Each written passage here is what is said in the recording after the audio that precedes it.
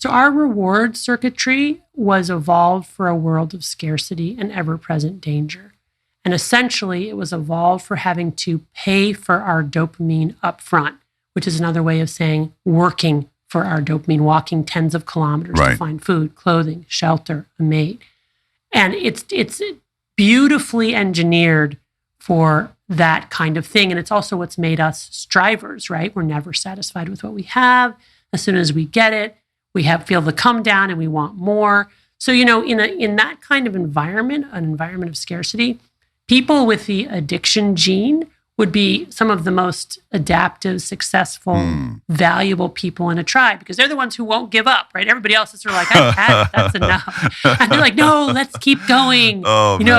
Just a little bit further. It's right around the next corner. But, in this world where we have all of our survival needs met and way above and beyond, where at the touch of a fingertip, without any work at all, we don't even have to get up off the couch and our reward comes to us. By the way, very interesting, dopamine is our neurotransmitter that's not just fundamental to the experience of pleasure, reward, and motivation, but also important for movement. So even the most primitive nematode or worm will release dopamine in response to food in its environment. People with Parkinson's disease have a depletion of dopamine in the substantia nigra. So dopamine is important for movement and reward, pleasure, motivation. And that's not a coincidence. Why? Because for most of human existence, we have to move to get our reward. Sure. We don't have to do that anymore. We're now surrounded by comfort. We're insulated from pain. And the result is that this fire hose of dopamine, one of the driving biological imperatives in nature and in our brains is this drive toward homeostasis or to restore baseline equilibrium. And we all have a tonic baseline level of dopamine firing. And when we do something that's rewarding, it goes up, right? And when after that reward, it goes a little bit down if it's an intoxicant. So with this fire hose of dopamine that we're exposed to now, the only way that our brains can compensate is by downregulating our own production of dopamine and our own dopamine receptors, trying to, go into this dopamine deficit state as a way to compensate for too much dopamine. And the result is that we're more miserable than ever. Yeah. This, hedonism or this relentless pursuit of pleasure ultimately leads to what we call anhedonia, which is the inability to experience pleasure in anything that we do. So the reason to start what becomes an addiction is because it feels good. And ironically enough, what initially felt good or like relief or numbness or whatever, a relief from pain maybe, or some elation or high, eventually by the time it becomes a problem, isn't feeling good anymore. Like it doesn't make you feel the same way anymore. How do you explain that neurologically? So all intoxicants mimic a chemical that we already make.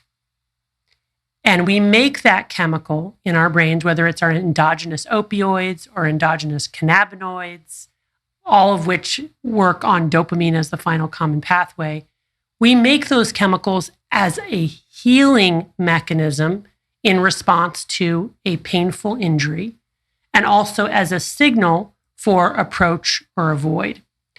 But what happens is that these same chemicals that our bodies naturally make as signals to us to compel our behavior, either to approach or avoid, they're also made in nature. For example, opioids are made in the poppy plant. Yeah. Cannabis is made in the cannabis plant.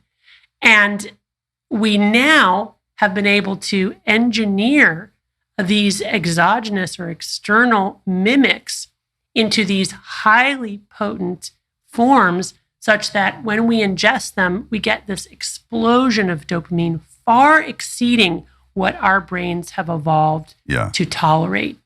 And the result is this incredible come down where we go sudden increase in dopamine followed by dopamine free fall, not just to baseline firing levels, but actually below baseline levels, this dopamine deficit state before going back to baseline. So the key here is, and in the book, I use an analogy of the gremlins and a teeter-totter. But the bottom line is that for every intoxicant that we ingest, and I include here TikTok, Netflix shows, YouTube, you name it, League of Legends. For every intoxicant that we ingest, we will have to pay a price, right? It's the equalizing force of the universe. And that price is a come down. And we may not consciously be aware of it, but it is there. If we wait long enough between ingesting intoxicants, our body recovers and, we go back to baseline. But if we don't wait, and we don't have to wait now because TikTok is infinite, then what happens is over time, we eventually end up in this chronic dopamine deficit state, which is the addicted brain. And once we get there, we need to use not to feel good or feel high, but just to feel normal, just to, barely bring ourselves back up to baseline. And when we're not using, we're in this subthreshold state of withdrawal. Goodness gracious. That is, I've experienced that myself, and I think I've seen others experiencing it too, where, you're not using to get high. You're just using to survive or get back to your old self, your normal. That's right. And that's a really sad place to be. Yeah, it is. And it happens insidiously, and it happens without our really even realizing it's happened. Our brains are such powerful storytelling machines that we will look around us and find a million reasons why we feel crappy that's not related to our drug. Right? Oh, yeah. Because we don't want to give that up. That's right.